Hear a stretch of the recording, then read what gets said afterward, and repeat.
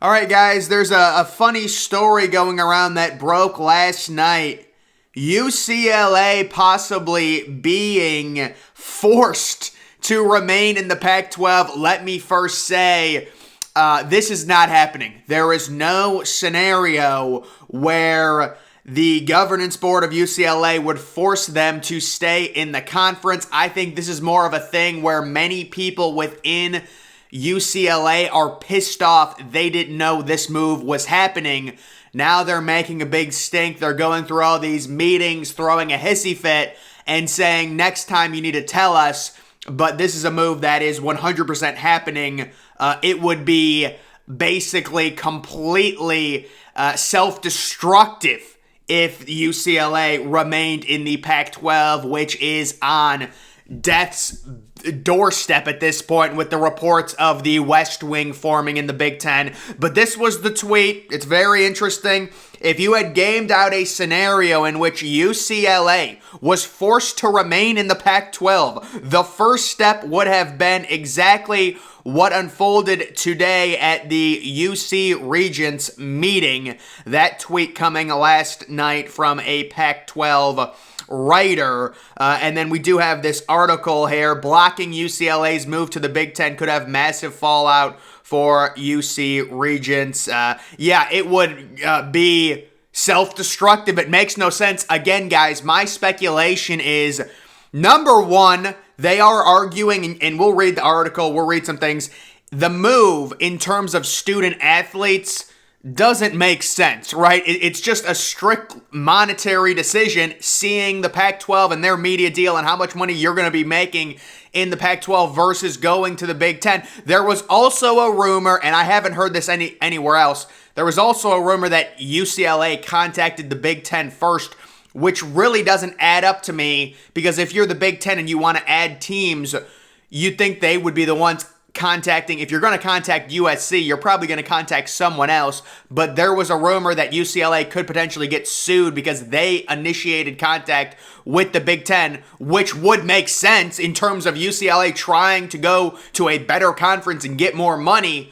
But you've got people within UCLA saying this makes no sense. The travel makes no sense. There's literally two teams now that are so far away from every other team in the Big Ten conference, and they literally laid out like this weird thing that showed the schedule and how tough it would be for UCLA, which is another reason why I think the West Wing in the Big Ten, if the Big Ten does decide to expand to 20 teams, it's going to be so beneficial.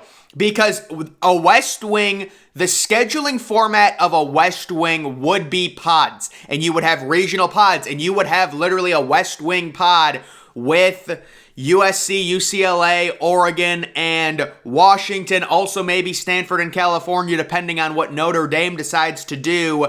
That's another way this can all be coaxed and worked through.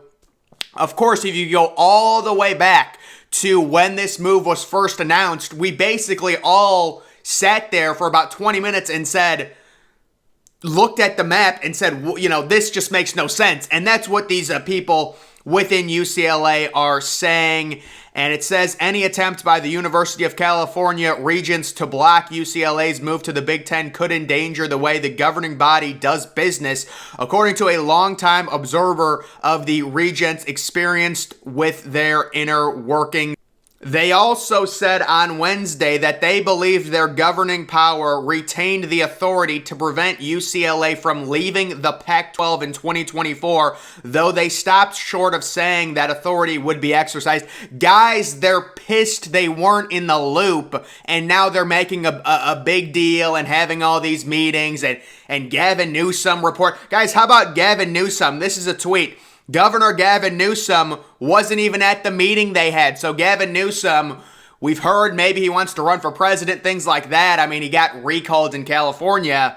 It was just by 10% of the population, but still, Gavin Newsom makes a big deal. He was in the news about being angry about UCLA's move from the Pac-12. You're from the Pacific Conference to an East, region. It is a move that a lot of these people in California are not going to like. but this is a situation where it's happening one way or another. UCLA will be in the UCLA will be in the Big Ten. Asked whether he favored scrapping the deal, one of the board members said it was premature to make that decision. So they're being very coy. You see how these people are talking. They're angry they weren't told about the move, but the move is happening. And then there's also people now speculating if this somehow got blocked, which it's not going to. It's just people are angry they weren't in the know. They're saying, listen, if you're going to make a big move, you need to let us know the next time.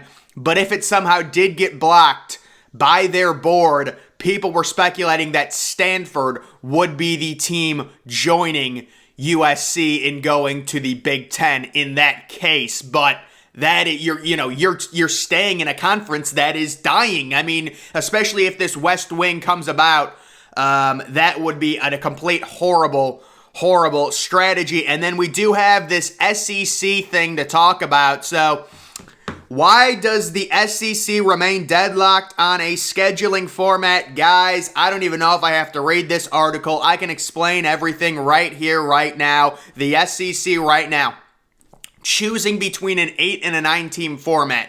The reason there are people that want the SEC to stay at 8 teams is because they're concerned about the playoff. And I think the 9 team scheduling format in the SEC is coming 100% as long as the playoff gets expanded to 12 teams in the year 2025, which is another thing that I think is going to happen.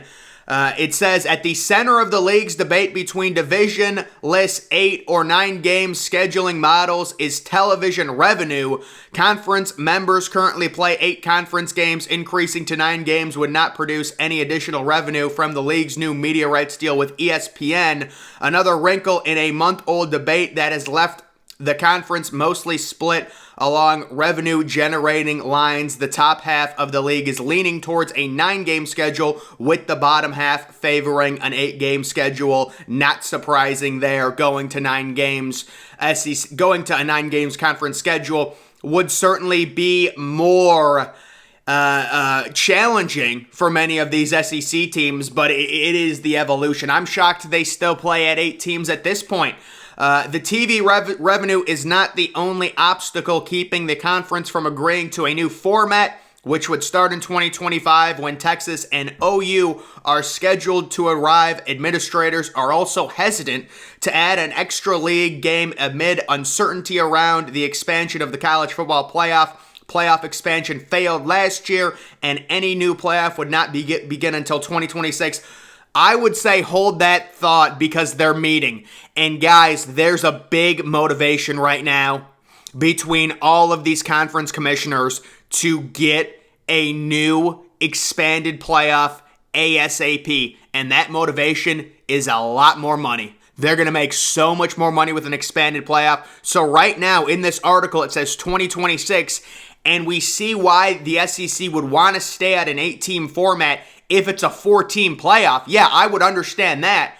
But if what I think's going to happen, the playoff gets expanded to 12 teams, that immediately triggers the SEC to go to a 9-game conference format. That is the trigger for them. So right now they're kicking their tires. They don't want to speculate. They want to make sure the playoff is getting expanded. And once it gets expanded, you get your 9-game SEC conference schedule, because they're concerned if we go to a 9-game conference schedule and it's a 4-team playoff, some of these teams with the SEC and how the scheduling works, the schedule is going to be really tough, and there's going to be a lot of teams that lose 2 games that still think they should make a 4-team playoff, as opposed to if you now have a 12-team playoff or a 16-team playoff. It becomes a lot easier. If you lose 2 games in the SEC and you have 2 losses going into the playoff, you're going to make it in a 12-team model, extremely likely. There was a news conference on Wednesday. Greg Sankey hinted at what is a growing feeling among officials here. The league will make no decision on a scheduling format. We have more work to do, a.k.a. they want to make sure the playoff is getting expanded. That's what all this talk, that we have more work to do. Guys, they're making sure once they know once it's confirmed the playoff is expanded, the SEC will trigger themselves to go to the 9-game format. That's their trigger. Once the playoff expansion is in place, they go to a 9-game schedule. The 9-game schedule should have already been in place. I think it's ridiculous. I know the SEC has the toughest conference. They think this is what they think. They think because they have the toughest conference, they recruit so well, it balances out. Like the Big Ten playing 9 conference games, the SEC playing 8 games because the SEC has such a tougher conference, it has better teams. They think that's how it balances out when really it just creates more horrible games. I mean, Alabama and their 4 non-conference games, 3 of them are all extremely uncompetitive. So if you have a 12-game regular season, you basically already cut that down to 9. You've got horrible teams in the conference, no matter what conference you're in, because there's Vanderbilt, Missouri, teams like that. So you're really looking at like 6 or 7 semi-competitive or competitive football games with a 4-team non-conference schedule. They are just hoping and waiting. Once we get the expanded playoff, which I know the negotiations, they're under contract right now until at least the 2025 season to remain at 4 teams. They've already thought of ideas and workarounds, if they can agree on them, to expand the playoff before and kind of get around that whole contract they've got and really start this 12-team playoff in the year 2025. And they're going to be motivated by money.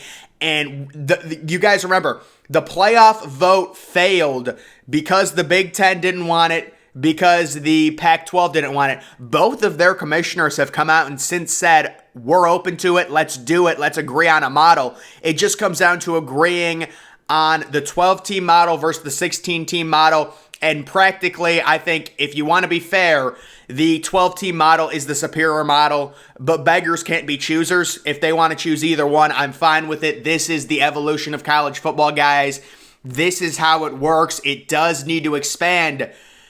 I know people are nervous about it, but it's happening. I don't want to harp on like the playoff expansion.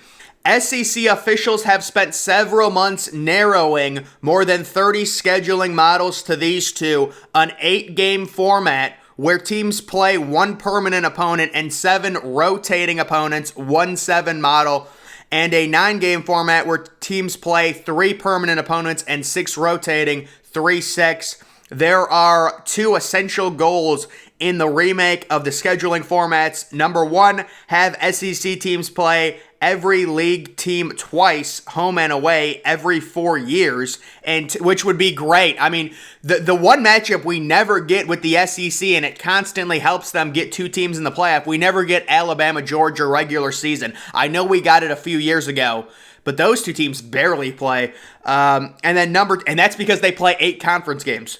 Number 2, pit the top 2 teams in the conference in the title game, hence the elimination of the divisions, and that is a whole different thing with the 16-team format that might even get bigger, because with the expansion, with the Big Ten possibly going to 20 teams, we will see, and this is where it becomes a mess, we will see the SEC counter that with some type of move in the ACC. Right now, with all the intel we have, I'm starting to really trend away from the idea that Big Ten will be including ACC teams in its next expansion move. I think if the only possible team from the Big Ten footprint that they add in their next expansion is Notre Dame. Every other team comes from the West. Stanford, Cal, Washington, Oregon. Notre Dame. It's 4 of those 5 teams going to the Big Ten. And then you're talking about the SEC looking into the ACC and wondering what's up with that media, with that grant of rights deal that's so horrible for some of those teams in the ACC like Clemson, and it would take 8 teams in the ACC to agree to want out, which would dissolve the ACC. Right now, I think the Pac-12 is in significant trouble. I'm not breaking any news by saying that they've been in trouble, but now it's getting really bad because now it looks like the Big Ten really doesn't care what Notre Dame wants to do. They want a West Wing because it'll mitigate the travel issues. You could literally set up regional pods and have a pod of 4 teams from that wing out and regionally really help with the overall travel, limit the travel, because if you've just got USC and UCLA, the travel is going to be really bad, and they've talked about that, so that could limit that. But guys, the SEC, the expectation, they will move to a 9-game in-conference scheduling format when the playoff expands to 12 teams. That is my prediction. But guys, that is going to do it for this video. Make sure you're following me on Twitter. Link to that's always in the description. I'm, of course, the Depressed Ginger. Thank you for watching.